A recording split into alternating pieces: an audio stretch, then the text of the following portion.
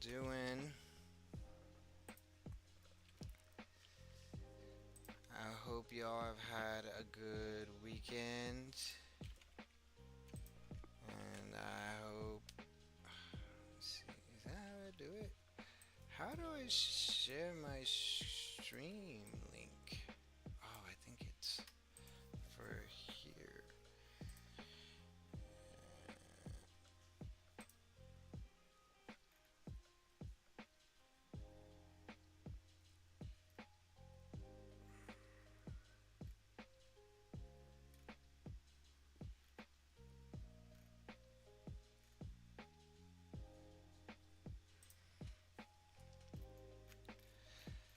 How do I do this?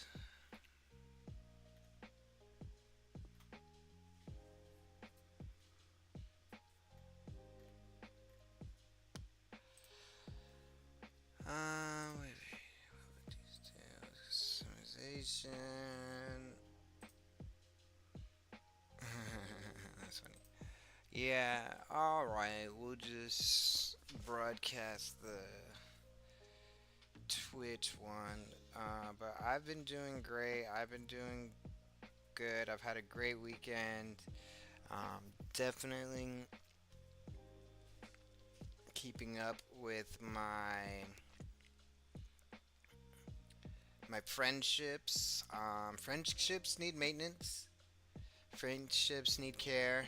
Um, don't take advantage of your friendships. Don't underestimate your friendships, and make sure you keep your friendships healthy. Especially right now, things are getting worse. There's so much negative news. So much fucking negative news. Natural disaster after natural disaster. It's really sad. Like, I think climate change has really taken a turn for the worse. I think 1,000 people have died due to heat-related causes in France. Flooding in Venezuela, earthquakes.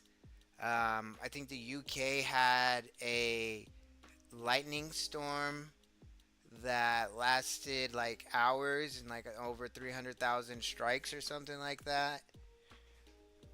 Volcanoes erupting, hailstorms in the middle of summer in Idaho. Like all signs of just our climate getting more dangerous. And my belief, just like the belief of the experts and the scientists, is it's because of humans' negative effect on the climate, pollution, and a warming planet. I hope that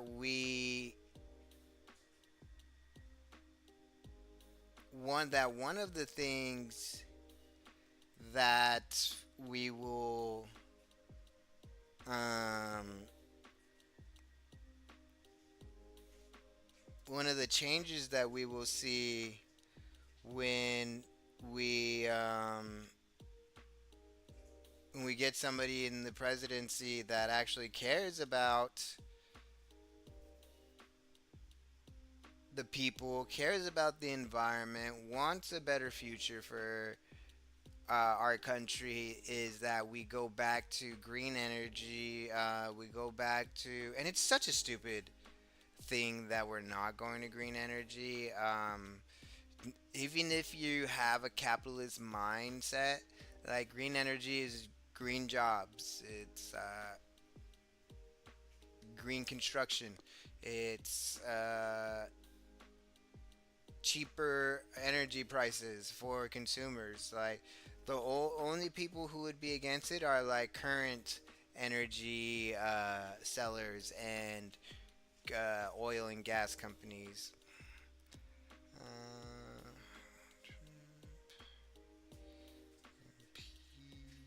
Impeach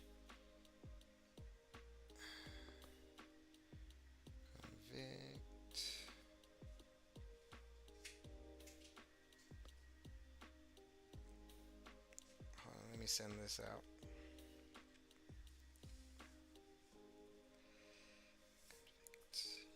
And,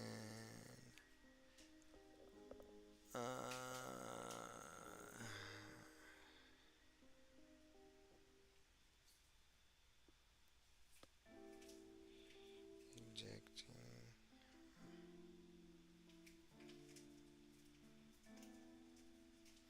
Oscar, stop.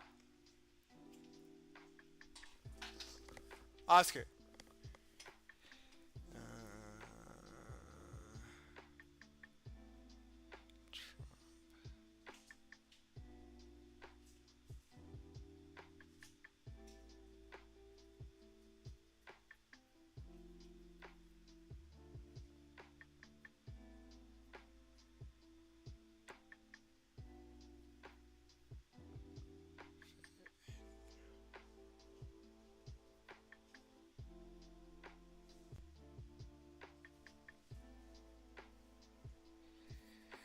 Um. So yeah, reading all those, the death count in Venezuela and the earthquakes that they had is still going up. There's an earthquake in Japan as well, but Japan has definitely built their infrastructure better than Venezuela, so it's not gonna be as catastrophic. Um, but yeah, a lot of bad. I thought the war with Iran and the USA was starting up again. Um, there was definitely some back and forth, literal missiles fired at each other. The negotiations were canceled that were scheduled through Friday. Apparently, they're back on. I only saw one post about that. I think they're back on. They might not be, but yeah, like I said, negative, negative, negative, negative, negative. Not a lot of good stuff in there. We'll talk about one story that's pretty good towards the end, but yeah, it was a bit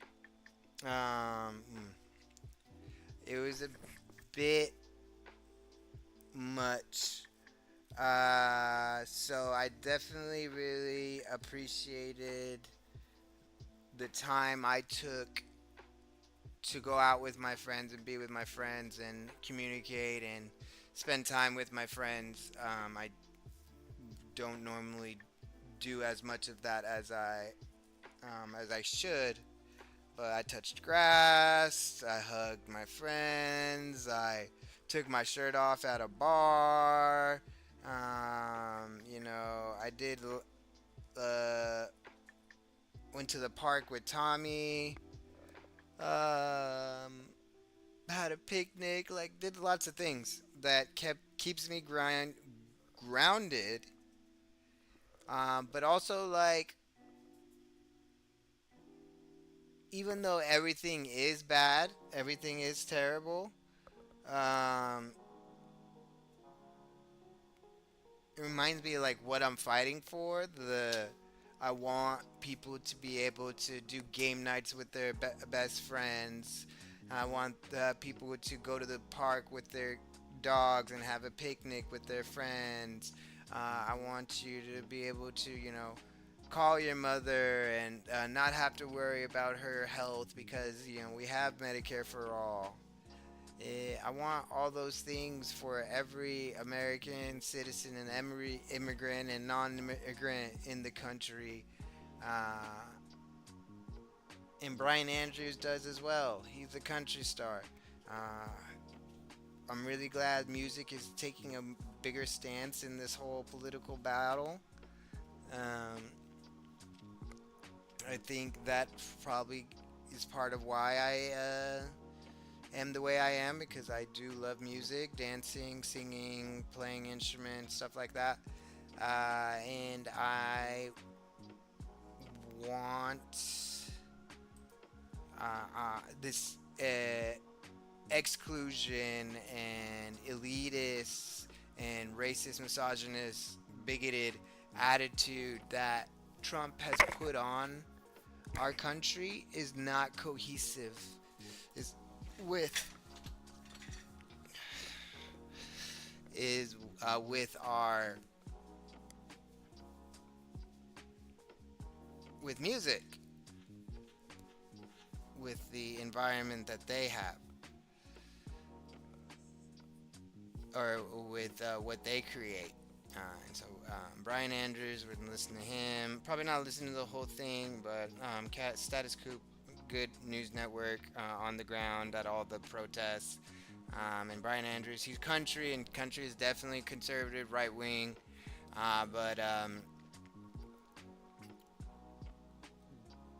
he is one of the few country stars who are speaking out against MAGA. And literally, I think this we're gonna talk about the show. He was like, "Listen, if you wanna fucking treat people like cattle, if you're okay with bombing school girls in different countries, if you're trying to take away people's rights, then you can get the fuck out my show." And that takes a lot of guts, especially in the country music Program or business. get the fuck out of my way. Covering what the corporate media covers up. I am super excited to be joined by country music star, I would call you now, Brian Andrews. You've kind of taken country, rock, music, political scene by storm recently. And I would say, full disclosure, I'm not normally a country fan, but when I listen to your music, I can't get yeehaw out of my head. You're kind of like the opposite of what I used to hear with country. When I think country, I think of dudes in the back of their pickup, With their somber dog. about an ex or heartbroken. But Or you're they more broke out their dog. Your tunes are more like a anthem of revolt.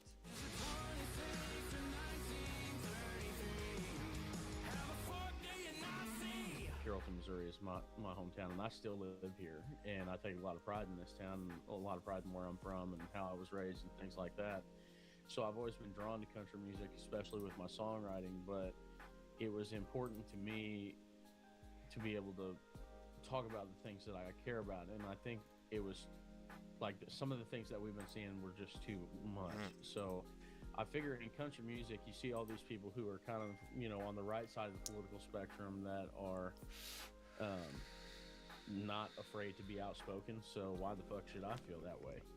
So we just started writing this anti-fascist style country music, and it's kind of catching on, and I love it. I want to read a lyric from Yeehaw, which is one of your hit songs. Yeah. I don't see you on the front line. I don't see you on the street. You call yourself a rebel, but all I see is sheep. Damn. You're trading in our church. You call yourself a Christian, then put a Jesus in a hearse. I find that so powerful because I feel Damn. like That is good. Bars. the right wing forever has kind of hijacked Christianity and family values and all this. And Trump, I mean, infamously, not exactly Not a stellar Christian. I would say. Yeah. But it seems like your music is kind of just like a loud bullhorn specifically at not just MAGA, but like the kind of Christian values, right? Yeah. Pointing out that you're not living your values. Can you kind of talk about the lyrics and your message on that? Yeah, I think that just speaks to like my own internal feelings of how Christian nationalism is destroying the faith. I think that if Jesus was here today, they'd have him in a detention center. Whoever welcomes one of these little ones in my name might be letting in a murderer or a drug. Let's get her to a detention center. I gotta sit here and listen to you all call yourselves Christians? Bullshit! You don't get to call yourself a Christian and then advocate and fucking laugh when families are torn apart outside of courthouses of people trying to come here the right way. Do you get kind of hate from those, so-called religious conservatives kind of jousting with you about that message? All the time. I think, like I listen to people around towns like mine all the time tell me that I'm not a real Christian and all this, blah, blah. And they're probably right, to be honest with you. By their standards, I wouldn't call myself a Christian anymore either, because my Jesus wouldn't do this shit. Yeah, So I mean, if facts, that's the Jesus they facts. want to claim, then they can have that one. I don't really give a shit. I'm from the same places they're from. I do the same shit they do. I hunt and fish and do all the same, beer drinking that they do at the local bars and everything like that. So I mean, if we're, like The difference is, I wouldn't even call it performative Christianity. Like, I mean, everybody loves, not everybody, but that's like the American country scene. Is like, yeah, let's just take our pickup trucks to the local watering, hold the local bar, drink, play some pool, hang out, be dudes and stuff like that. But then go to church on Sunday. That's the performative part. It's like going to church on Sunday. Oh, I'm a Christian. I'm a Christian, man. That's the performative part. That's where, like, I think you can separate the Christians like him, who, when he says it, I fully believe it. Like, when he says it, I'm just like, oh, okay. Like, he doesn't look like he does cocaine off of strippers' asses. He definitely doesn't have prostitutes, or yeah, he's not having secret extramarital affairs. Um, here in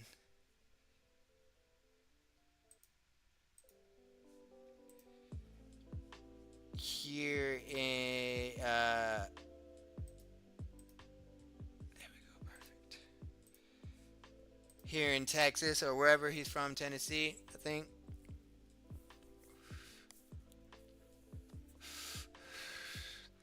Um, but for the other, the conservative right, the MAGA, Trump, Ted Cruz, um, Lindsey Graham, Tuberville, Brandon Gill, um, Ryan Ogle, Mark Mullen, fucking all those assholes. It's a performance. It's a shield. Not even a shield. It's a battering ram. They use that to uh, be into their political motivations. Um,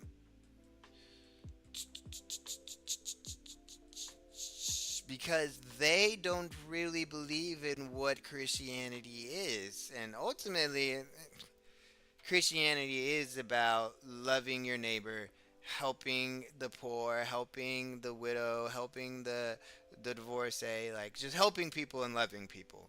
Like, if you do those things, Christianity, you're top notch. Um, but for them, these type of people, it's like, no, I'm only gonna help who I want to help. I'm gonna only help certain type of people. Matter of fact, I'm gonna make sure go out of my way to actually hurt people, and that's what the conservative right is doing right now. like I live in this space too, so I mean, Yeah. there's room for both of us, or there ain't room for none of us, buddy. So And what's really inspiring to me, I and Status Quo, we've been covering this ICE terror for over a year.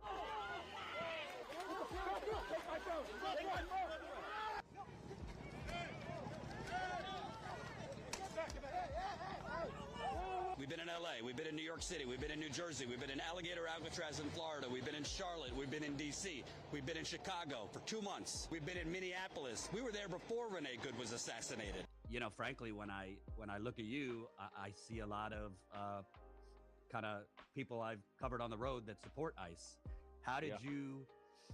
you kind of like avoid that indoctrination? I'll just read one lyric here, but you say late night shows on the TV screen, truths getting buried by the FCC, the wrong Don in the cuffs, take away free speech, and then you say, do I need to spell it out for you? What do you need? Is it still SS or ICE? I mean, yeah, I mean, there's right and wrong, but I would say a good 80% of the people you grew up, maybe more, see these people as patriots. How did you kind of avoid that? First of all, I think it's crazy, right? Because I grew up in a town with people who said all the time, "Don't tread on me," or really, there is no yeehaw without fuck the law, right? I mean, that's the saying.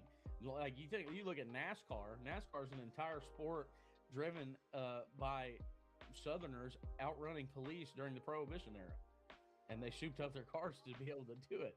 So, I mean, I never really got behind the whole, like a police force, like a private police force going into American cities just to basically ask people for their fucking papers, anyways, or shoot people in the middle of the fucking street and then take administrative fucking leave and go back to work in another fucking city. So, I that kind of stuff, I don't think it was like I had to dodge it too hard. You know what I'm saying? I think any person who can see that stuff with an objective mind knows it's wrong. And the people who are cheering it on still, they know it's wrong too. They just don't give a fuck. At one point in the United States of America in the 60s and 70s, even probably before that, 50s, 60s, 70s, 80s, we had the world's strongest middle class and nobody had ever seen it. And we spent the last 60 years fucking crippling it.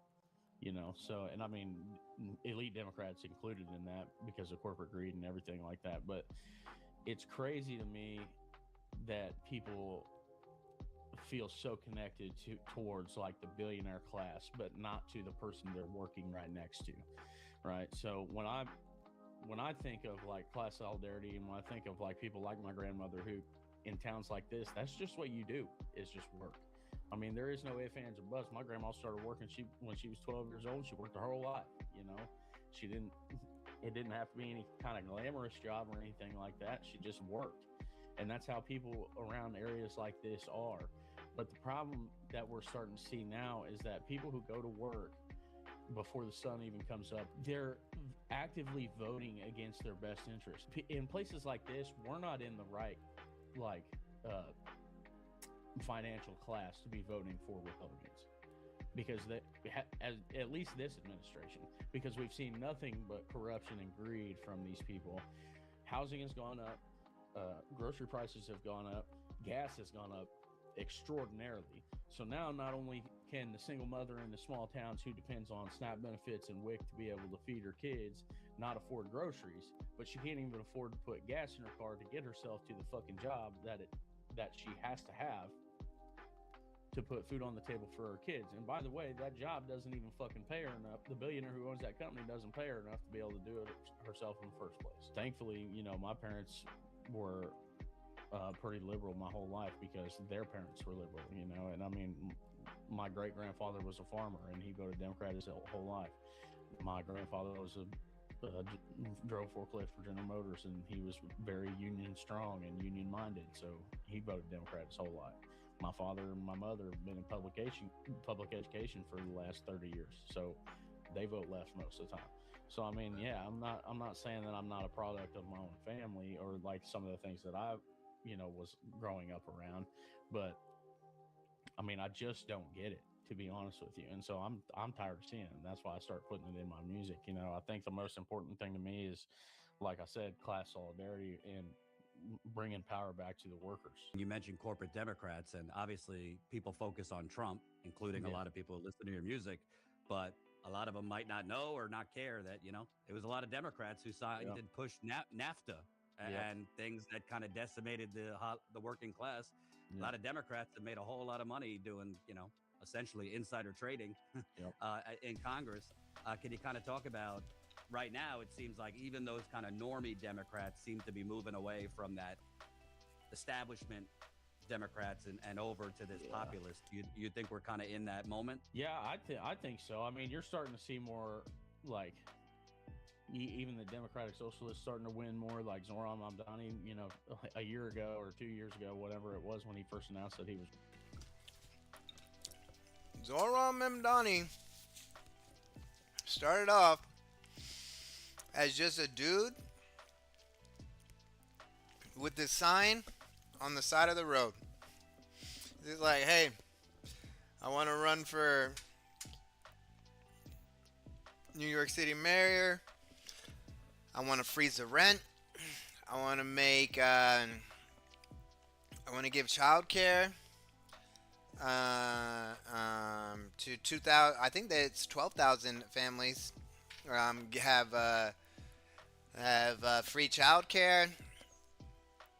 Um, what else has he done?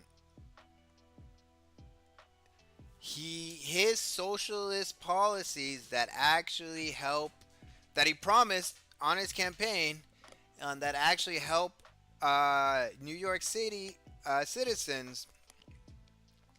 He's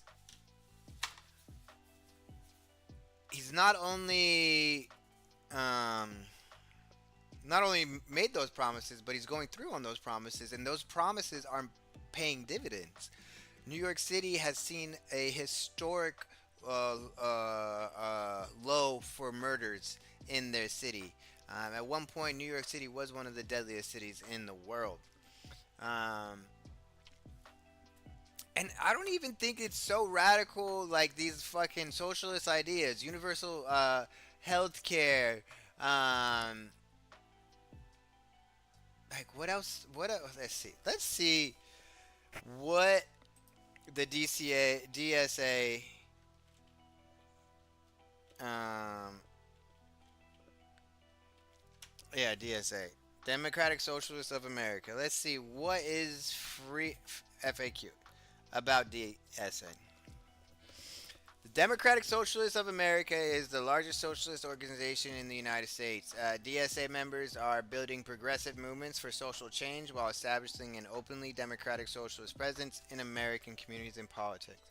At the root of our socialism is a profound commitment to democracy as means and end.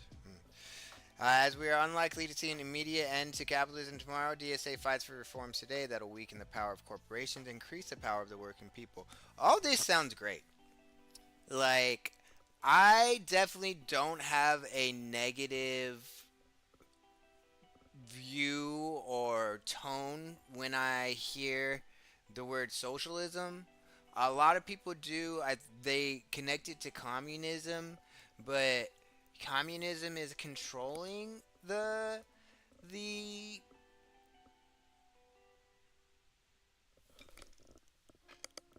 controlling the means of production, like taking stake, or like if we own the government took control of Intel, they have a 10% stake in it now. But I don't think socialism is that. I think socialism is just capitalism with guardrails and an extended not only safety net but actual a safety platform. Um, but let's see what else it is. DSA fight for reforms today that will weaken the power of corporations and increase the power of working people. For example, we support reforms that decrease the influence of money in politics. Sounds wonderful. Empower ordinary people in workplace. We are actually talking about that today in with my friend Phoebe. She's like, yeah, people go to Puerto Rico so they don't pay as much in taxes. They can't vote, but they're so rich, like their money is worth more than their vote. And we shouldn't have that. That shouldn't be the way. Everybody's vote should be worth more than money. Empower ordinary people in workplaces and the economy. Yes, like raising the minimum wage, workers' rights, dropping the work week. I think Mexico, they just did that. Mexico dropped the work week from like 48 hours to 40-hour week, and no work on weekends, and your employer can't contact you after work hours. Restructure gender and cultural relationships to be more equitable. It's fine with me.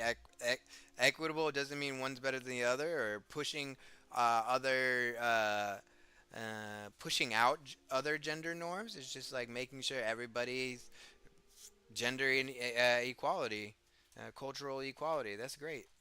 We are activists committed to democracy as not simply one of our political values, but our means of restructuring society.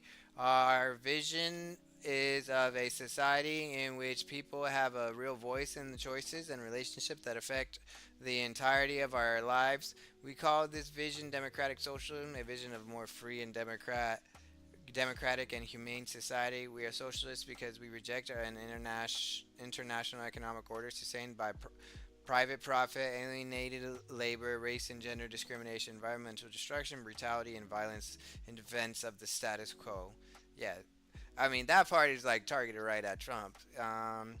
We're socialists because we share a vision of humane international social order based on both on democratic planning and market mechanisms. Bop, bop, bop, bop. Let's see. Is there more? Bop, bop, bop. Alright, here's our Constitution. Yeah, let's see what this is. Amendments.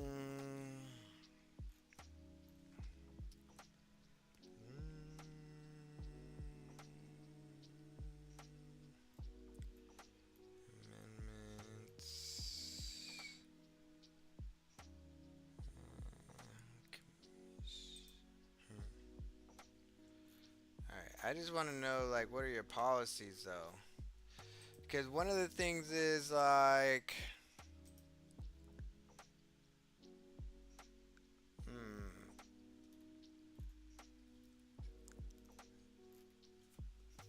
okay, about us.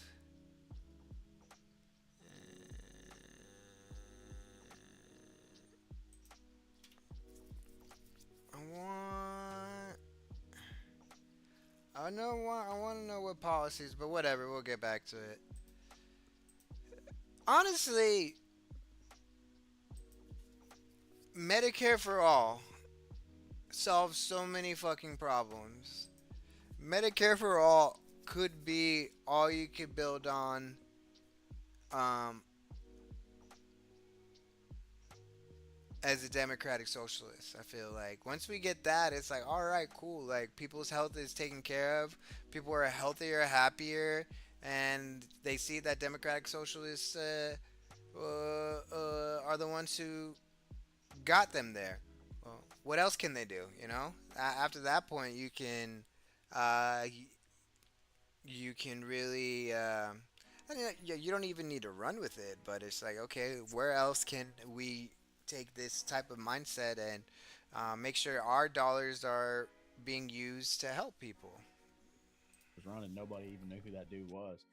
But strong campaigning and strong principles, I think, won him that race.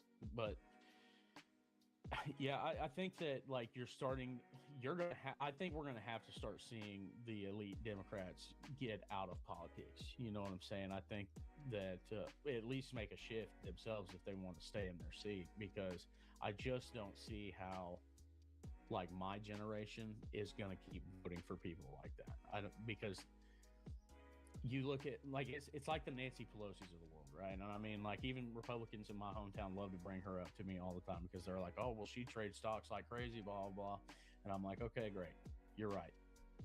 She needs to get out of office." So I support candidates who most of the time run grassroots campaigns and campaign on class solidarity. And that's pretty much the most important thing to me. And abolishing ICE, because fuck ICE. But when they say things like, "Oh, I don't like Nancy Pelosi because of insider trading," I look right back at them and I'm like, "Okay, so you can't stand Donald Trump then, right?" Because he's made more stock trades in the first quarter of this year than Congress did combined. I'm sure you've had, some folks in your industry tell you, "Hey, Brian, love you, but get your hand off the stove. Get your hand off the stove. You're hurting your career." Tell us kind of the pushback you've gotten and some of the behind the scenes as far as you basically thumbing your nose at a lot of what country traditionally is. Like, I think mostly the pushback comes from some of the conservative country audience, right? So like, well, I mean, there is a couple people, like in the industry, right before we put out the older I get, even my team was like, "Are you sure you want to do this? Like we don't want to alienate any of your fan base." And I was like, "Well, what am I going to do? Alienate people who already don't listen to my fucking music for one, and two." I was talking to my dad about it, and I say this story all the time, but he basically was just like, "What are you gonna do? Not release this music, and then one day maybe you like look back and you don't make it or something like that, and you're wondering why, and would you rather not make it because you just weren't good enough, or would you rather not make it because you said something that people just weren't ready to hear yet?" And I was like, "Well, I'd take the latter." That's really good. That's really good. And kind of why I'm here doing this, and instead of like going to the movies with Lucy and Phoebe, or staying longer at the park with them, whatever, or going to bed, which I should be doing, could be honest, is because I would rather say I was part of this change, that I was advocating, that I was using my voice, my privilege to, excuse me, to bring about bring some common sense, bring back equitability, bring back just our great country from the racism and the bigotry that we see right now. I want to be uh, known, and I want these videos to show that I do not approve of any of this. I am ashamed of what's happening with my country, and I want to, when history looks back on this, like even if I don't be famous, and if I, whatever, I just want to point to, these videos and stuff, and be like, no, like these protests is like I was there, like I was fighting, I was in the trenches. We are the ones who said, you know what, you all can think it's not a big deal. You all can think that, oh, it's just 4 years and then he's gone. It's like, which is not gonna be. And just like sit there, shut the fuck up, and take it. I'm not that type. Brian Andrews is not that type. Like the status quo, we're not that type. We're like, no, like we know what our Constitution was supposed to protect and ensure our rights, and the country that we all know and love. We all know what it's supposed to be, and this is not it. And so to get back to what we know is a great country, we have to be active. We have to be pushing all this negativity out and bringing back in this positivity. All day, and it turns out people are ready to hear it. I think that there's always going to be a time for me to write music, because I have before and I still do now, but there's always going to be a time for me to come out with music that isn't so political and stuff like that. But right now I'm making the music that I need to make, and I think the music that people need to hear, whether they're on the opposite sides of the spectrum and the music is holding up a mirror to them, or whether they're on, kind of my side and like it and feel welcome back in country music and stuff like that. I think it serves a purpose both ways. What's your process? Like, one line was, is it 26 or 1933? How the fuck do you not see? Like, not see? And I just find that so creative. I'm not trying to blow smoke up your butt, but like, I mean, that would take me a while to think of, but it seems like these kind of powerful phrasing and creative phrasing kind of is throughout your music. What's your writing process like? Yeah, so at least for that song, I had the idea right after the Renee Good shooting. I had came up with the idea, though, of it being like how the tagline, "How the fuck do you not see?" and relating it towards like the similarities we're seeing in, policy and stuff like that, and ICE agents and everything like that now, comparative to Nazi Germany. And especially after the Renega shooting, and then after the Alex Preddy shooting, because it was just too apparent, and it was state sanctioned murder. I mean, any way you look at it, and then to get on and watch these people call this administration call these people terrorists for using their constitutional rights was just insane to me. So that's when I really stopped giving a fuck. But I mean, I came up with the is it 2026 or 1933? How the fuck do you not see? And then went to the studio in Nash and ended up finishing that song with two other people, and we had that song done in 2 hours. I mean, it took almost nothing to write that song because it was just so like it was so apparent, right?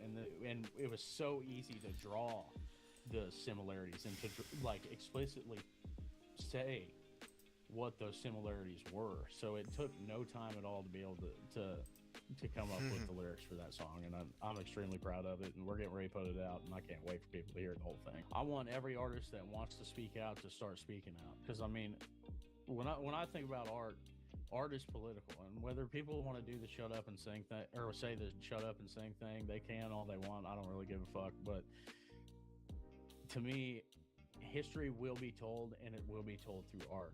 And in 50, 60, 70 years from now, I don't want to be remembered for writing 4 or 5 albums about beer trucks and, you know, women that broke my heart. I want to be able to be remembered for actually taking a stand for something and actually trying to make a difference in the world that I see around me.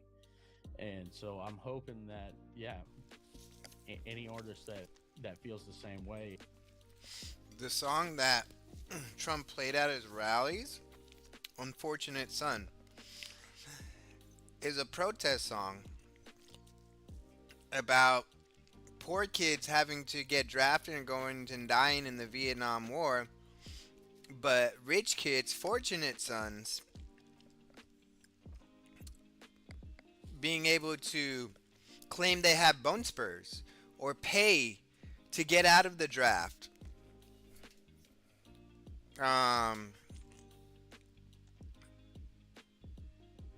And that's Trump. He had bone spurs. He paid to get out of the draft. Like, literally, the song is a protest song about him, and he would play it at his fucking campaign rallies. It will not be afraid to say so, because I think in country music especially, there's a lot more people that are left leaning than me, and I can promise you that, but a lot of them don't say it.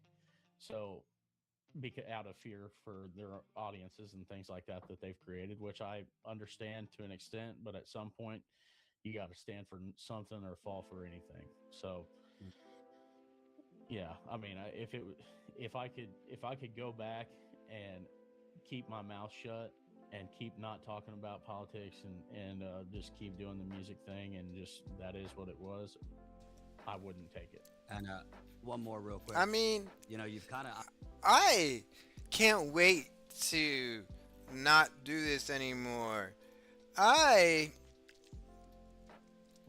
can't wait for us to get to a point where politics isn't every day in our life. We don't have mass agents of the federal government kidnapping people and ripping up families. I want to be able to not go to bed and read that, you know, our country is striking another country and that country is going to strike us back. I want to read stories like crime is down for record levels because of Socialist Party. I want to read stories like, we've cured skin cancer because we funded it. I want to be able to be happy that I'm not involved like I am anymore, knowing that things are gonna go right, and just be able to help my community and my friends and family, and know that our government and the world is a better place because, you know, we have the right leadership that's working for us and not, his cronies and the robber barons. Operated outside the Nashville Circuit Country Music Awards coming up. I'm pretty sure you haven't got invites. Yeah.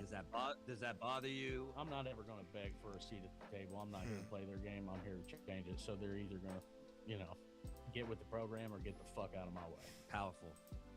I think I got to choose between that or there's no yeehaw without fuck the law. Which, you're everywhere: Instagram, TikTok, all the socials.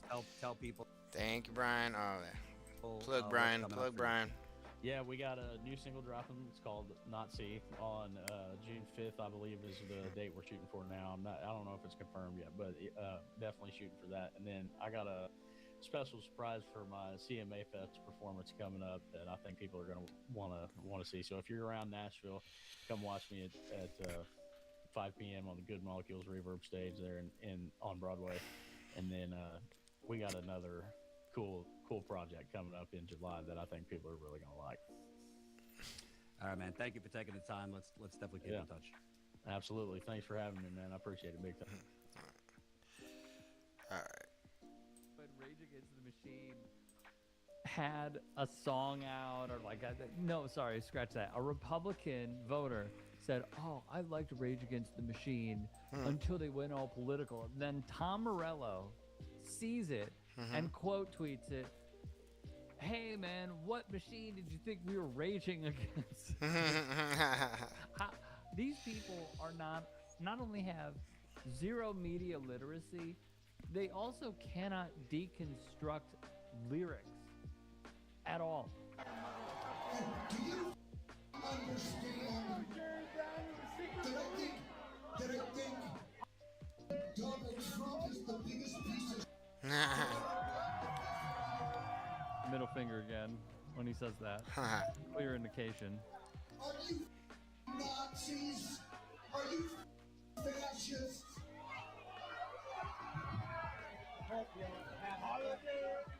So this is what Morris would say. And if you are a voter of the MAGA agenda, you are a fascist.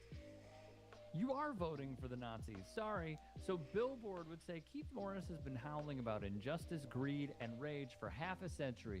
So this dude, who I'm going to show you in this next video, what did you think you were signing up for when you went to this show? There he is. What a proud little boy. All right, let's play this. Do you understand our lyrics? Him and his buddy are so mad. Do you understand that I think Donald Trump is the biggest piece to ever walk the face of the earth? We're so mad. You know what's crazy is not only is he acting like a petulant child, but on top of this, he got the barrier for this show. You know what that means? He either bullied people to get there, like kids at Lollapalooza, Hey, or what he did was camp out. I haven't seen that guy. In this next Keith Morg has been howling about injustice, greed, and rage for half a century. The legendary lead singer of such hardcore punk bands as Black Flag, Circle Jerks, and Off has never been known to soft pedal his feelings. On this Sunday night, May 24th, during a show at the Brooklyn Bowl in Las Vegas, the dreadlock punk icon had no time for an audience who called him a traitor. video, what did you think you were signing up for when you went to this show? There he is. What a proud little boy. All right, let's play this. Do you understand our lyrics? Him and his buddy are so mad. Like, yo, for real, how you gonna beat? Why would you pay for these tickets not knowing that this motherfucker is political? I mean, I'm not like a huge punk historian, but wasn't punk like literally kind of, what's his name? The creator of Lollapalooza. I'm pretty sure he's from a punk band or something. Uh, and Jesse something. Yeah, the band's name is like Jesse. It has a female name in it. Anyways, punk started because like they were sick and tired of like mainstream rock and roll, so they had like these tiny bars and venues that they played at, and they just blew up from there. And then they wanted to have their own big concert, and no big venue wanted them, or they couldn't afford one, so they had it out in the desert.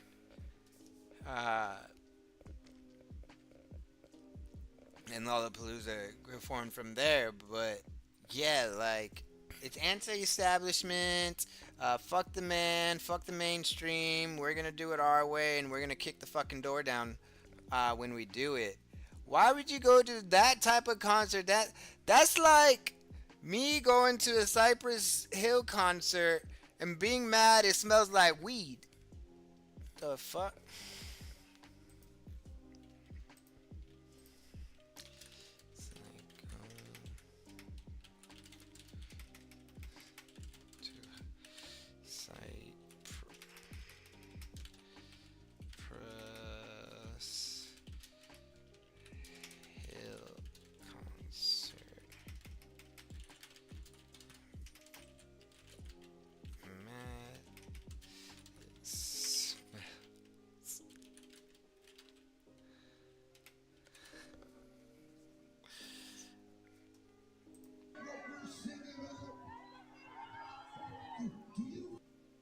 Understand that I think Donald Trump is the biggest piece to ever walk the face of the earth. They're so mad. You know what's crazy is not only is he acting like a petulant child, but on top of this, he got the barrier for this show. Like for real, like you could just leave. You could legitimately just have left the concert. You did not have to do all of this. Like, look at these people. They love it. You're like, yeah, fuck this fucking ass. He does look like an asshole, too. Like, if I saw him and he looked at me a certain way, I'd be like, yeah, you're a racist asshole. 100%. You know what that means? He either bullied people to get there, like kids at Lollapalooza, or what he did was camp out there to be barrier for the show. And you're not even processing what the lyrics are. Insane irony. Well, here's the deal, gentlemen. You guys, first, I'm not signing your record. Second off, the next time we come to town, stay the home. Yeah. Good advice. Quality advice, I must say. So, what was the commotion about? According to the video, wrote Billboard, after the unidentified fan called Morris, who is 70 years of age, a turncoat. They do not, oh my God, Republican voters are so stupid. Seemingly because he refused to sign Circle Jerks merch mid-set and had gone off on Republican politicians earlier in the show, Morris then laid into who signs merch mid-show unless they willingly do so? I'll give you one example. I can't play it because we'll get hit with copyright. But when Kendrick Lamar was on tour for GNX, and I think he might still be on tour. I know that he had a world tour. He saw one kid who had the GNX vinyl. And he went down off the stage and signed it to make that little kid's day. I would venture to guess that old fan, that white supremacist disapproving fan, is probably in his 50s, if not 60s. Big age difference here, don't you think? Who is going to stop their show mid-set all because this dude is saying, please sign my merch? What a pathetic little dude this is. Oh my God.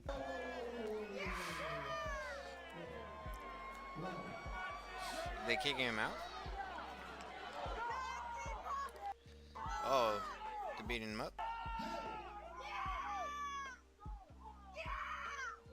Fuck him up. It's okay to punch a Nazi. There is a punk rock song called "It's Okay to Punch a Nazi." Low key, low key. Violence is not always the answer, but violence is an answer.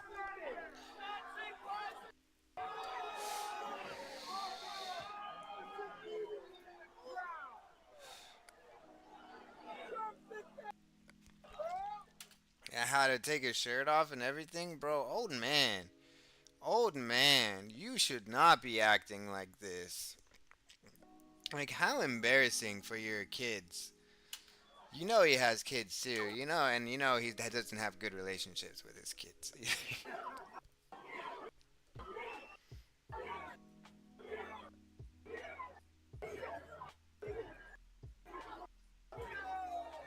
Got a fuck you chant, bro. Get out. Just He was wobbly. leave. Just leave, bro.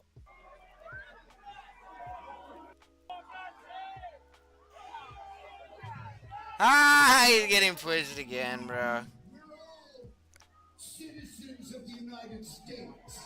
Ha ha ha. Does not mean we've got to align ourselves with those motherfuckers. Exactly. Yep. If you want to be my friend, if you want to be part of my community, if you want to enjoy these beautiful things like the music that these patriots and uh, musicians make, then you can't be a piece of shit. Okay? You can't be a piece of shit. You can't enjoy the pain of others. You can't discriminate against others. You can't want other people's lives to be worse off because of your Christian conservative values. No. You can do that at home by yourself in your mother's basement. Okay? In real life, like, people make songs about standing up to people like you. People are putting their lives on the line at Delaney Hall, their freedom on the line for immigrants' rights.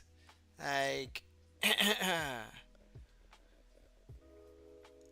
people are going to jail. Their visas are getting canceled because they protested Israel massacring Palestinians and Lebanese people. Like, it's that serious. We are that serious right now.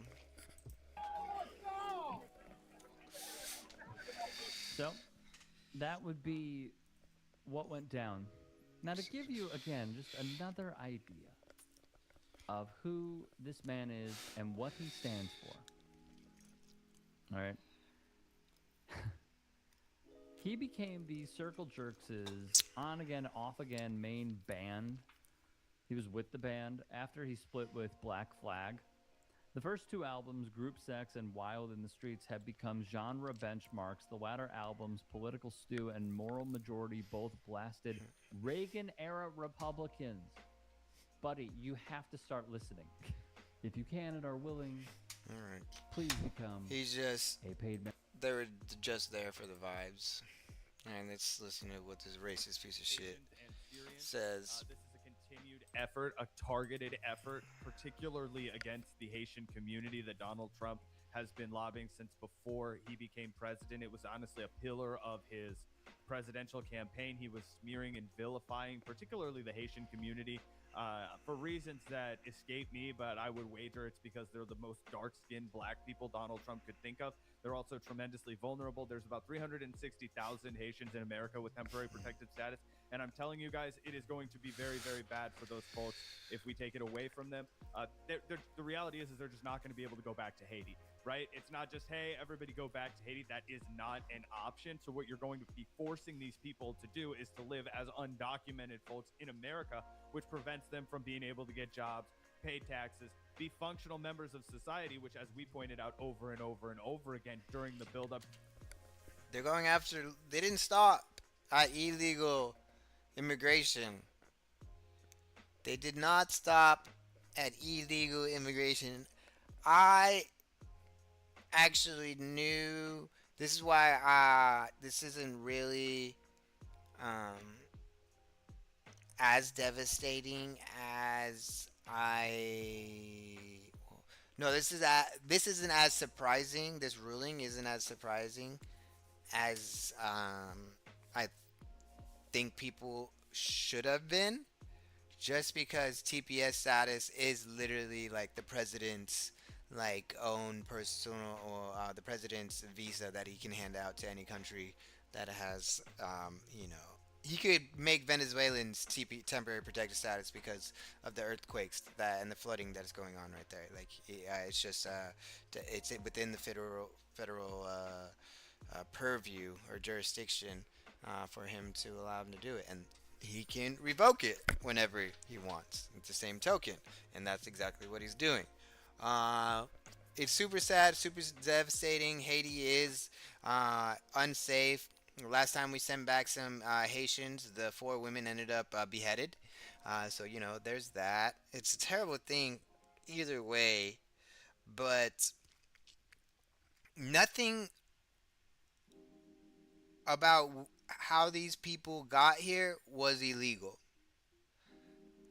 They literally did every immigration step correctly.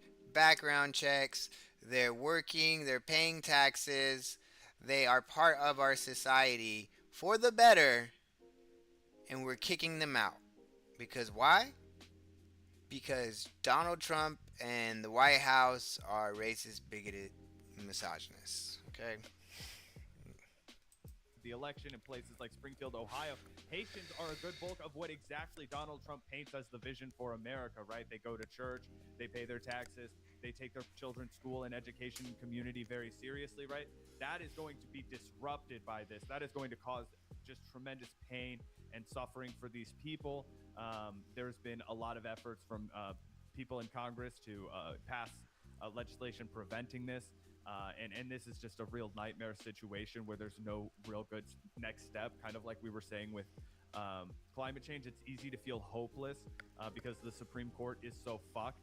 But there is going to have to be mobilizing for these people because, 360,000 Haitians being deported or stripped of their ability to work in this country, it's absolutely unthinkable.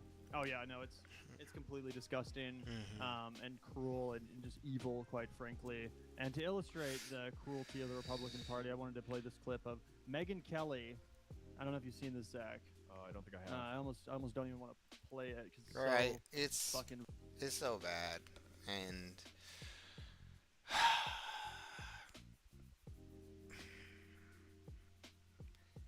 like that guy just said, the dreadlock dude is like, we are all United States citizens. I am a United States citizen with these 3 people. All right, we all are there, but we don't have to align ourselves with them. We don't have to allow them into normal spaces. We don't have to accept their racism, their bigotry, and their misogyny. As a matter of fact, we should use our own kindness and empathy to combat their racist and our voices to combat their racist, bigoted, and misogynist voices. Vile. But everyone is giving Megyn Kelly credit for turning on Trump, right? Yeah, I think it's a good reminder of the fact that people like Megyn Kelly, Tucker Carlson, they're still fucking evil, right? They just realize that right now it's in their interest of their career as online political commentators to criticize Donald Trump. But this is who these fucking people actually still are. And it's easy, a lot of people want to forget that or sweep it under the rug. It's important that we remember that even after the Trump era, we're still going to be left with these evil fucking fascists who are in control of the Republican Party. So let's take a look at this clip. Look, this has been going on for over a dozen years. Go home. Get out. We know our... Jesus. Jesus. Go home. Get out. We know your country is shit. We know that gangs are controlling your country. We know it's not safe. We know that if we send you back there, you might get beheaded. But we don't give a fuck because that's Christian values. Oh my God, Megan Kelly, you and your ilk are the type that give us Americans a bad name. Country's better than yours. That's because we build it with our work ethic and our culture and our values.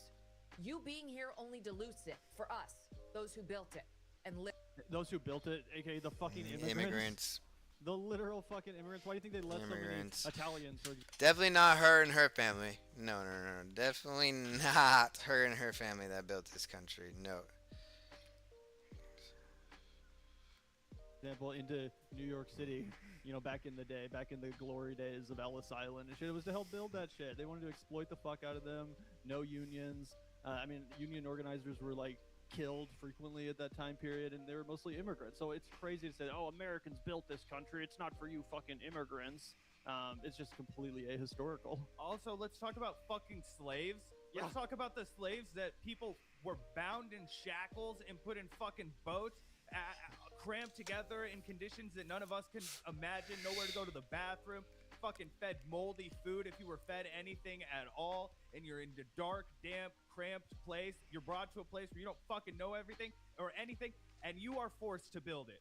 And yeah, not these people from Haiti, right? Not these folks that are temporary protective status, but we know what she means, right? She's talking about black people. She's talking about immigrants. And the people who built this country were from those places where these people are from, right? And guess what? Do you know why we fuck with Haiti so much? Do you know why Haiti is so massively destabilized? They led the first successful slave revolt ever. And it was against the French. And the United States were like, holy shit, if they can do that to the French, what can happen to us here? We need to change everything. We are going to persecute and oppress and subjugate these people forever.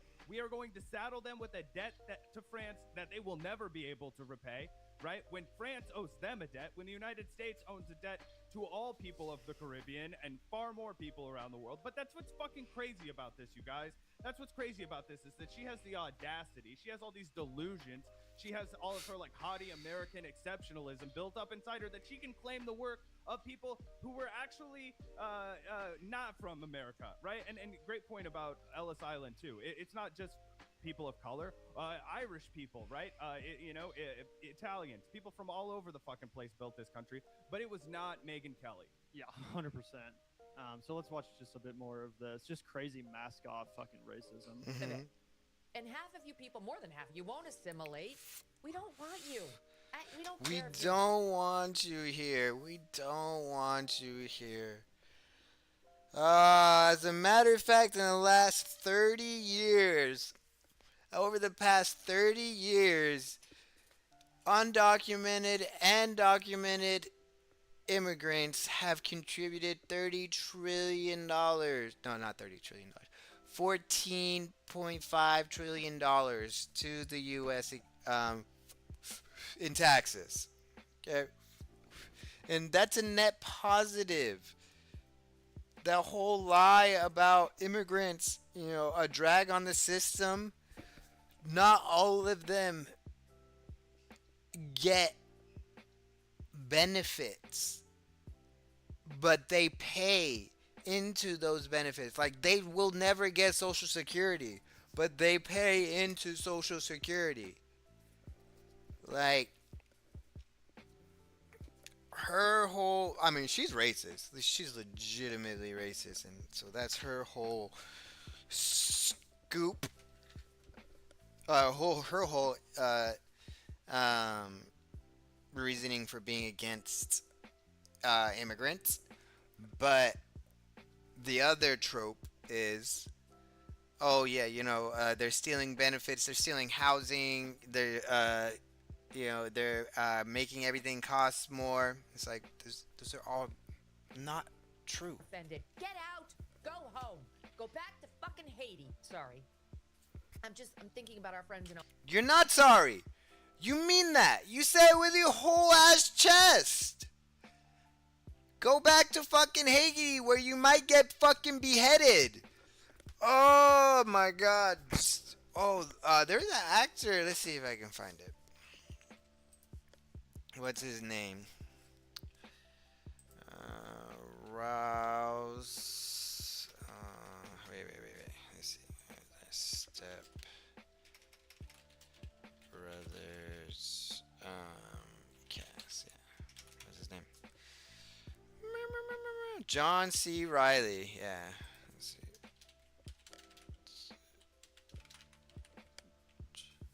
You say his name? R-I-L-L.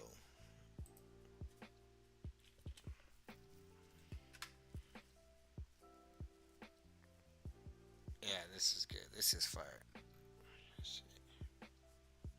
Right or a left thing? Why aren't people on the... You know, if you stand up for human rights, why is that a right or a left thing?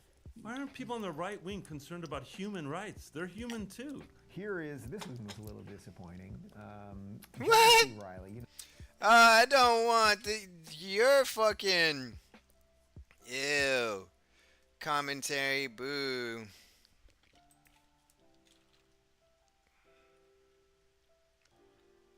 You are the internet's dumbest person.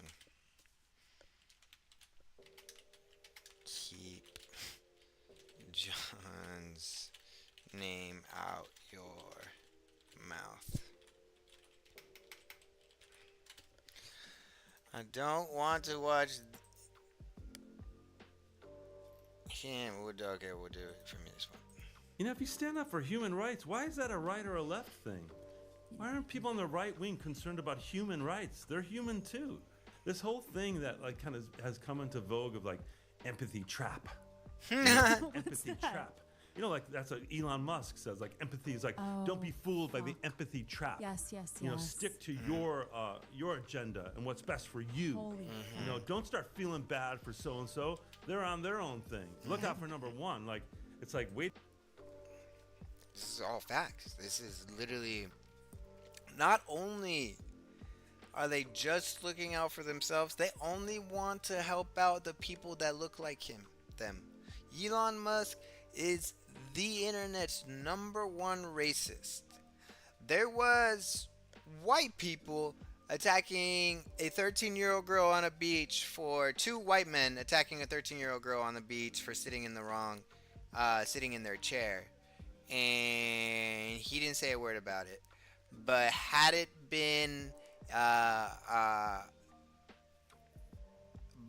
black or brown person saying it or doing it, he'd have been like, "This is the culture that we're talking about. These animals need to be put into a cage." Literally, he would say something like that. Okay.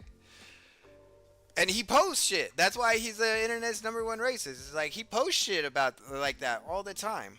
Wait a minute. Empathy is not a trap. Empathy is a superpower. That's right. That's what makes human beings exceptional. Our ability to like look outside of ourselves. We're not an alligator trying to just get the next fish. You know, we're human beings. We can relate to something that's not us. That, you know, like that's a superpower. Like, and it's also the cornerstone of civilization.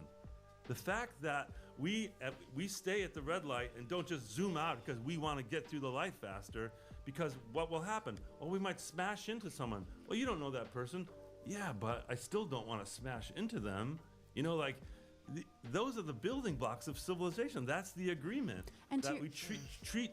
I mean, it's very Catholic too. Do unto others. Yeah. You know, treat your brother as you would treat yourself. You know, like. And to your point about the right wing, It's crazy that we have to argue for these things. That's a really upside down world feeling to me. We really are You have to stand up for human rights. Why is that a right or a left thing? We really are in a upside down world. Like, why are we having to like argue with people like how that we should be helping people? And it's like, it's not like we're bringing in new immigrants. No, these immigrants have been here. These immigrants have been here. They're contributing to society. These immigrants are not criminals at all. These immigrants don't have deportation orders. He just made I think it's like 300,000 actually. Immigrants, basically illegal. He did it himself. In Ohio, who've been dealing with these TPS Haitians for years now. What? They're eating the cats and the dogs. They're eating the cats and the dogs. All over their towns and killing people. This is the whole cats and dogs thing.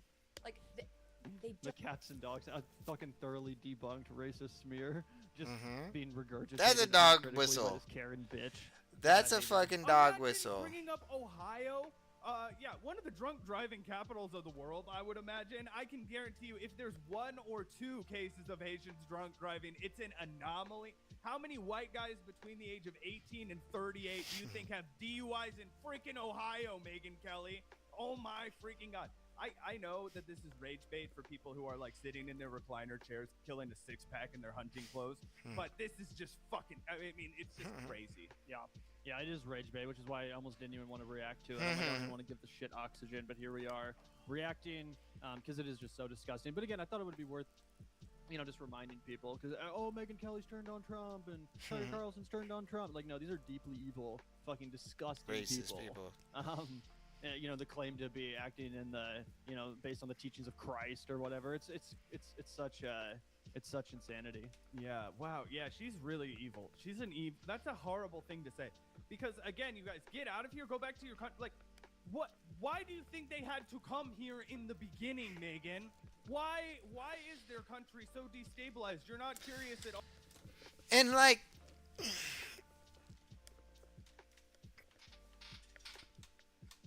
there is a conversation you can have about limiting immigration. Like, it'll never go down to zero.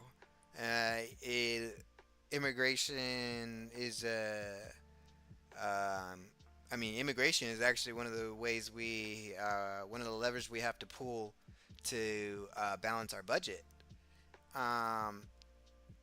These 300,000 are part of that equation of balancing the budget and getting us all Medicare for all. But in that same token, you can be like, okay, like, we don't need to accept refugees from Iran, even though we've destroyed like the infrastructure in their country. You could make that fucking argument because, if anybody, they're gonna have a bone to pick with us. Okay, you can make that argument for sure. These people are already here. They've been here. Unless they're convicted of a crime that would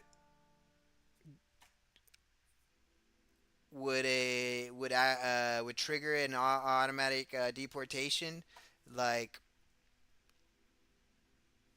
you're spending more money on them, deporting them,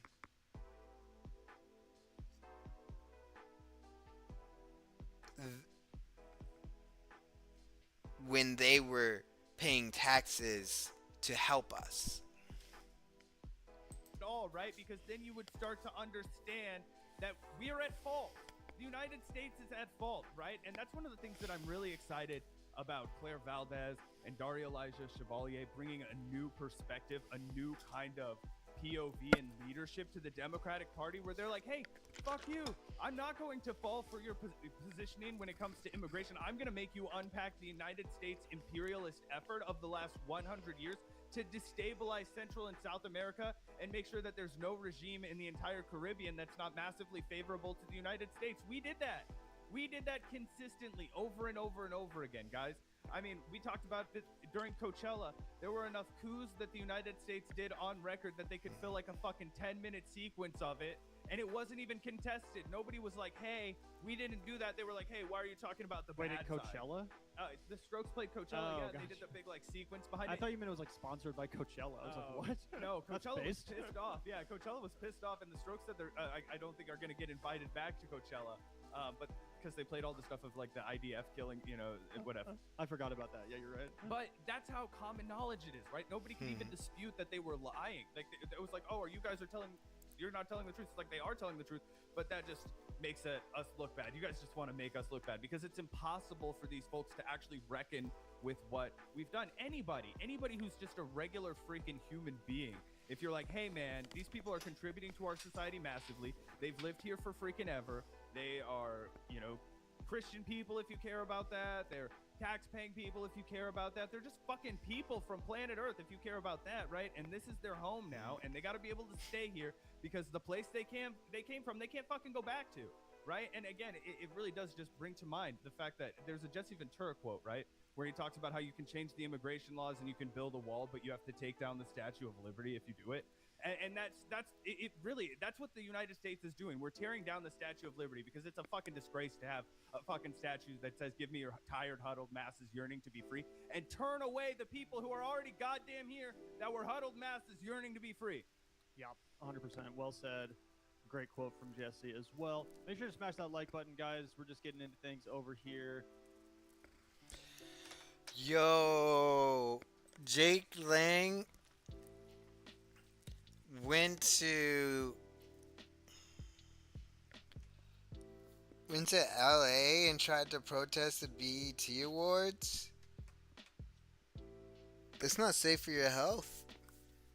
That's legitimately not safe for your health, bro. Over the weekend, Donald Trump's vaunted Great American State Fair brought in truly anemic numbers, and video footage and photos are going viral of how sparsely populated Trump's fair is. It's so bad that many prominent MAGA Republicans, like former Superman actor Dean Cain, as well as Fox News, are collectively trying to spin it. No, there's actually a lot of people there. Like, everybody's there. Everybody wants to be there, even though the video and photo footage tell a different story. It is profoundly embarrassing and once again demonstrative of the fact that Donald Trump is the most unpopular president in American history, and we should ruthlessly mock him and MAGA about it.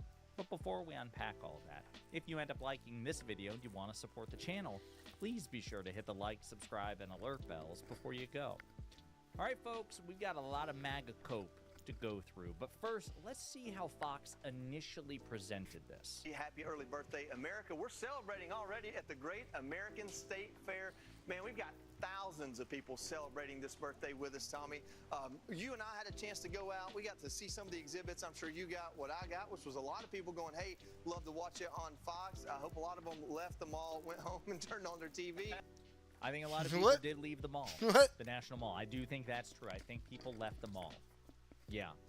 Thousands, man, thousands, a lot of people. And, like, I'm of the mindset that, I am sad that this is the 250th, 4th of July for the USA. It is a milestone. We should be proud of it. And I do love my country and happy, but he's ruined that feeling. He's made it about him, and literally, instead of finding right-wing fucking instead of having Jelly Roll, instead of having fucking who else, why didn't Nicki Minaj perform for him at the 250 instead of like having somebody who is a supporter of him perform? They cancel the music, and he does a rally.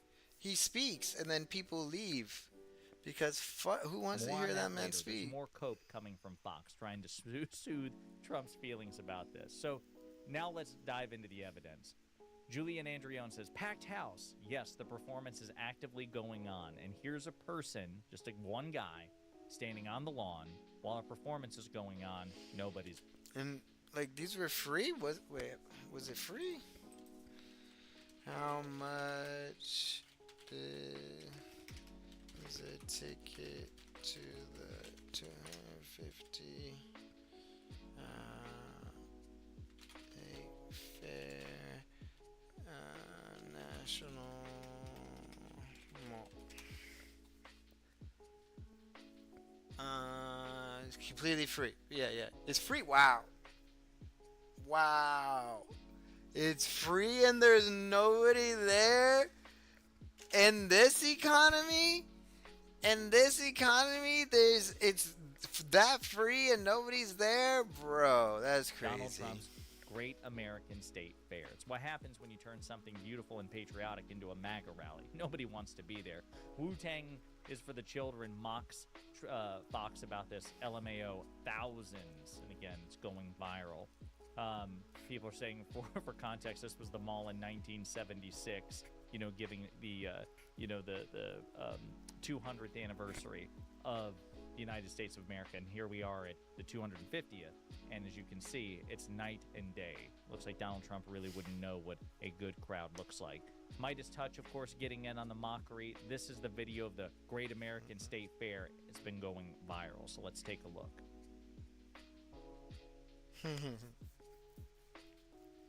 Like, those small circuses are actually pretty good. There's usually no animals involved, so you don't feel bad about it. All right. But yeah, like, free. Honest, this was Saturday. This was Saturday too. They were showing this. Washington, D.C. is one of those cities that's connected to other cities. Like, you can take a train there for relatively cheap. It's crazy.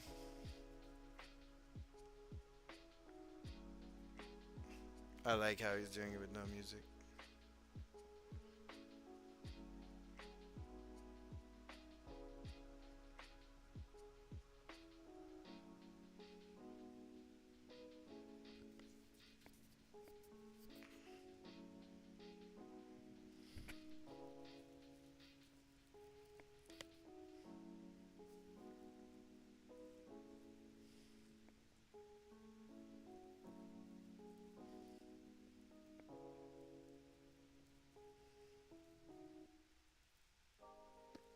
Oh, damn. That is profoundly embarrassing. Dean Cain, who is a conservative actor, he's kind of like Kevin Sorbo, used to be hot shit in the 90s, and now he's like, on a good day, he wishes he was a D-grade actor, right? So Dean Cain used to play Clark Kent / Superman in, I think it was The Adventures of Lois and Clark, I want to say. It's with Terry Hatcher in the 90s. John Shea played Lex Luthor, right? He's desperately trying to spin this. So funny, all right? Again, going viral. View from atop the Ferris wheel at the Great American State Fair. As you can see, just dozens of people. Adam Kinzinger responds with, ha ha ha, dude, this is not the picture to show all 6 people.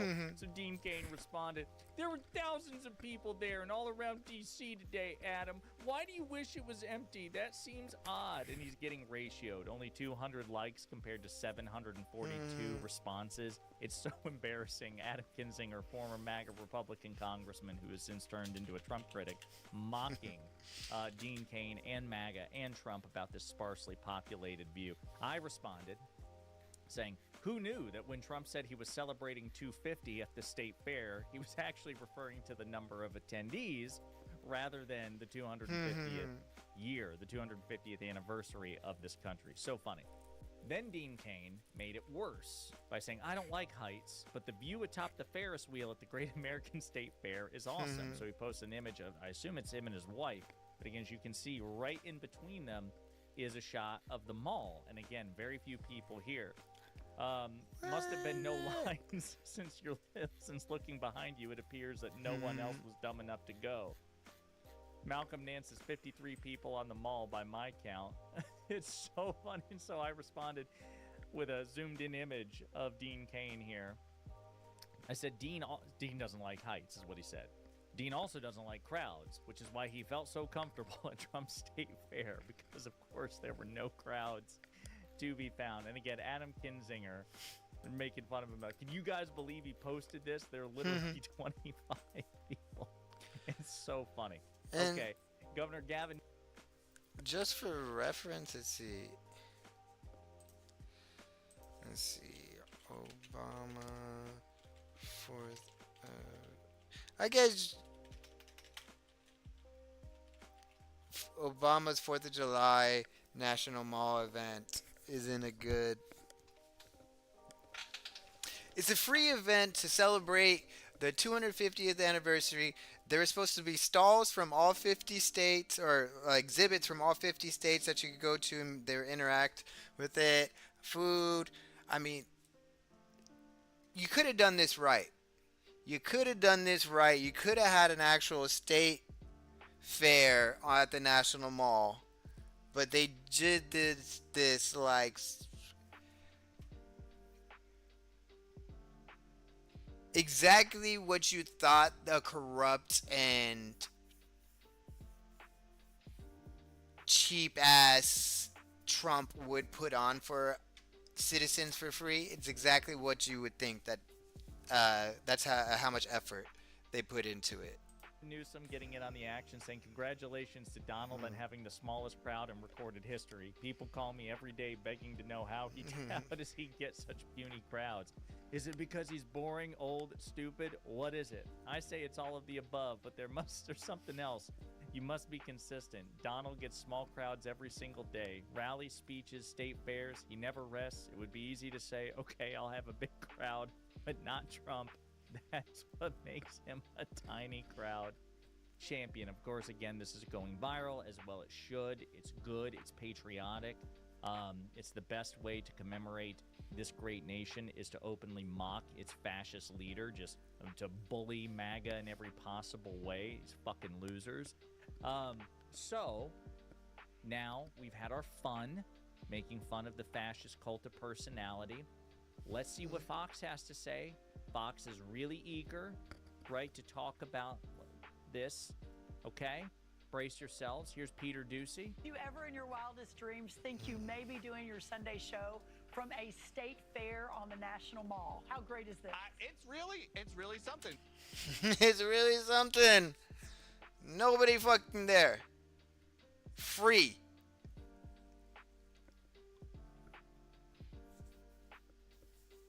That's crazy. That's crazy. Like, I'm sure, like, when I went to protest his birthday last year for the military parade, I did stay and watch the fireworks. Okay, the fireworks were cool. Alright? So I'm sure that some people are gonna go to his 4th of July celebration. It's not gonna be anything what it should be. The numbers won't be nowhere near what they should be as our 250th anniversary because, one, people are hurting financially. Two, people are not proud about killing 170 schoolgirls in Iran. And three, like, people are not proud of this president and his dementia and him falling asleep. Fucking live on television. Like, yo, the gig is up. The joke is over. Like, we're not in a place that we can continue to accept the status quo. The status quo. We need a better leadership. We need a better country. Because this is not it. This is not what people want. And the weather, not the best today, but people are still coming out. People are still coming in. Are Listen, they? we need rain, so Are they? we'll take it. Well, the farmers need the rain, so we're going to be okay with it. We do. There are a lot of... Actually, I can confirm in DC, there are no farms. Okay? Maybe a weed farm. But no farms. We need rain. First, you ever... People are still coming out. I think this is Brooke Rollins. I think it's the Secretary of Agriculture that Peter Ducey's talking about. You can tell Peter Ducey's embarrassed. It's Kentucky, Madison County, flash flood. Destroying homes and businesses. Like, I don't care what anybody says. Climate change is real. Ooh, it took out a motherfucking McDonald's, bro. What? Is this real?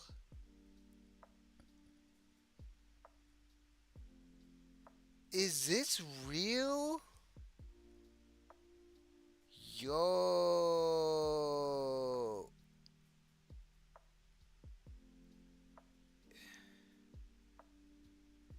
Yo. He's really embarrassed here. People are coming out. People are coming out. The weather's not great though. Again, maybe that's the reason why. So Fox here also wanting you to listen. Don't trust your lying eyes. It doesn't matter what the pictures say. It doesn't matter what the video shows. Okay? They don't always tell the truth. Trust us. Trust us. Ignore what you see behind us, right? Because that's video, right? Right. Ignore this, but trust us giving you this. Okay? And sometimes the pictures really don't tell the full story, because if you look behind us, you see, okay, there are a couple hundred people back there, but the truth is, when you make your way over here and No, I would not say there is 100 people back there. I would say maybe 75.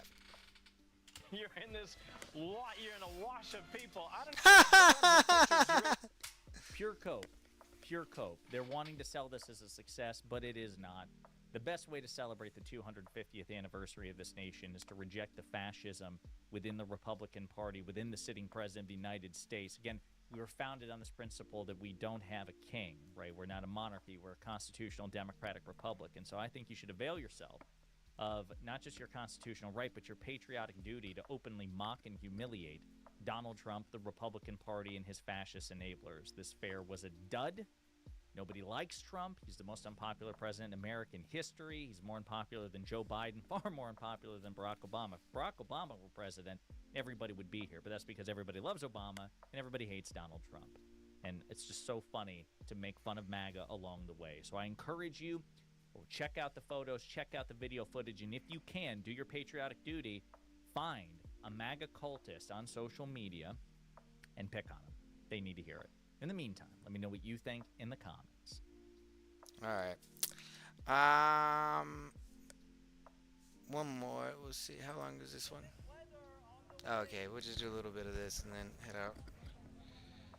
Do you ever in your wildest dreams think you may be doing your Sunday show from a state fair on the national? From an empty field on the National Mall? All right, on screen now, you can see the attendees of Donald Trump's National State Fair being kicked out and escorted to leave. All 27 people that decided to show up for day 4 had the rest of the day canceled, postponed, moved due to inclement weather, due to rain, due to flooding, due to poor planning, poor turnout, but most importantly to me, due to the fact that Donald Trump hijacked the original America 250 celebration that was going to happen and decided to create his own knockoff version, a parallel organization called Freedom 250. I mean, literally, on screen now, you can see somebody pointing people out to the exit before the event had even really started for the day.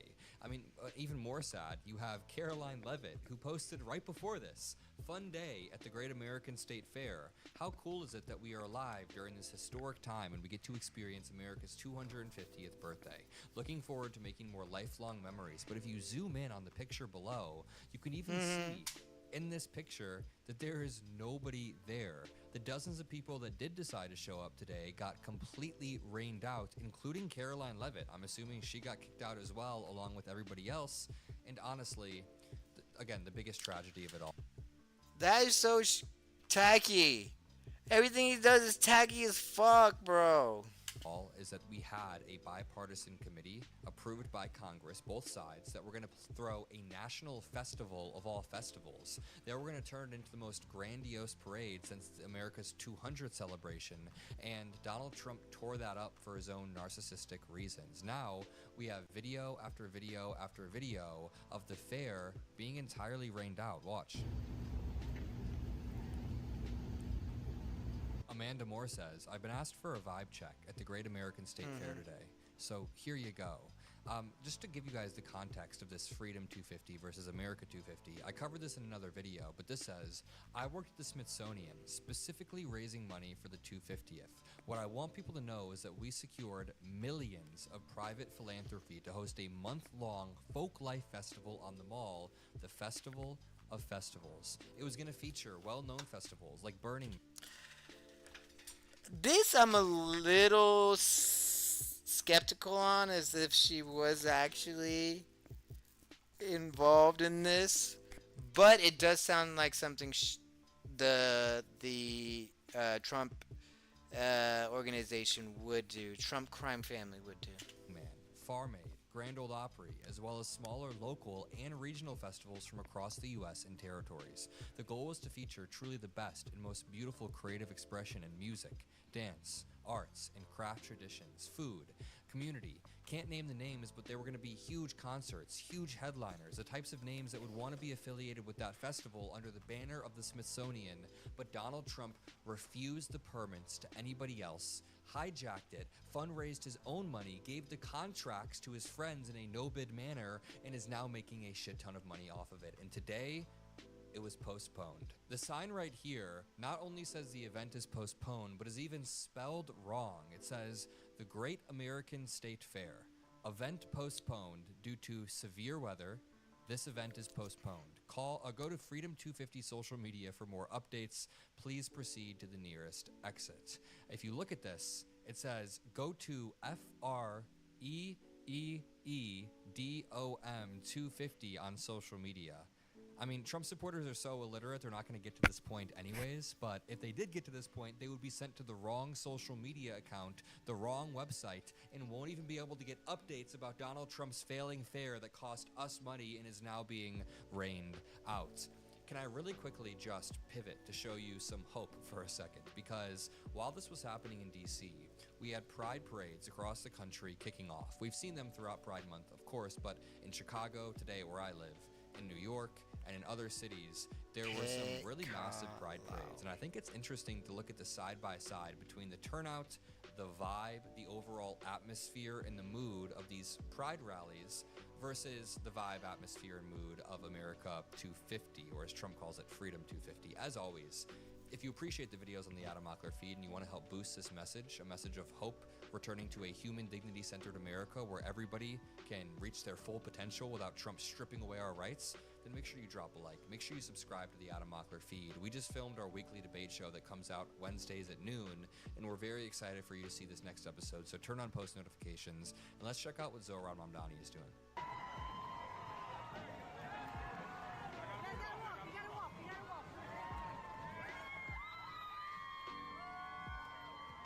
Someone pointed this out in the comments, but something that's really impressive about Zohran Mamdani is that he always looks very polished.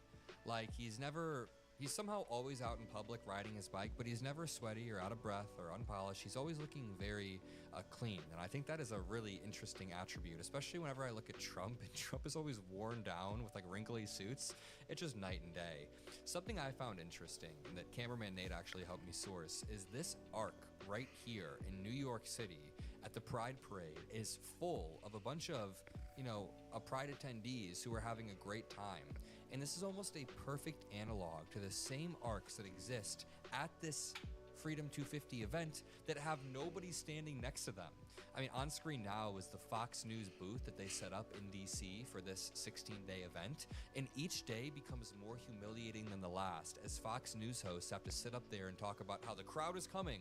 The crowd is coming. You can't see it, but there's thousands of people out there. And every time the camera pans, it's just empty fields that we see over and over and over. But going back just 1 second, I want to play some more Pride videos because I do find it really satisfying. Check this out. Yeah, that was good.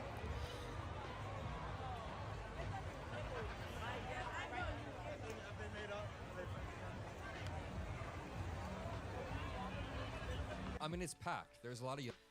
Yeah, that is a few thousand people, maybe 20, 30,000 people. Now go back to this. Let's see. Hyper-politicization of it, and the fact that it's just turned into a 16-day empty. It was like $20 pretzels. Why are the pillars not touching the ground And why do they also have not anything on top of them? What even is this? If this were my house, it It's would just so ugly and tacky. But alright, y'all, I'm gonna head to bed. I will not see you this weekend. I will be in Boston. I might do some live streams. Definitely do some videos on YouTube. Like and subscribe. Appreciate y'all. Have a good night. If you can find it in you to go celebrate, celebrate with your friends and family. Like, hey, we're in this together, and we're gonna take our country back. But if you want to protest, fucking protest. If you're just too downtrodden right now, if you think it's too negative right now, the vibes are just not right, then fuck it, bro. Stay home, go to the movies, if you can afford it, and just be. It's okay to say, you know what, this year I'm just not. There isn't a lot to be positive about the United States, and so I'm gonna just stay home and not celebrate this year. And then maybe the coming year we can work on building a country that we're all proud of and we all want to celebrate it together.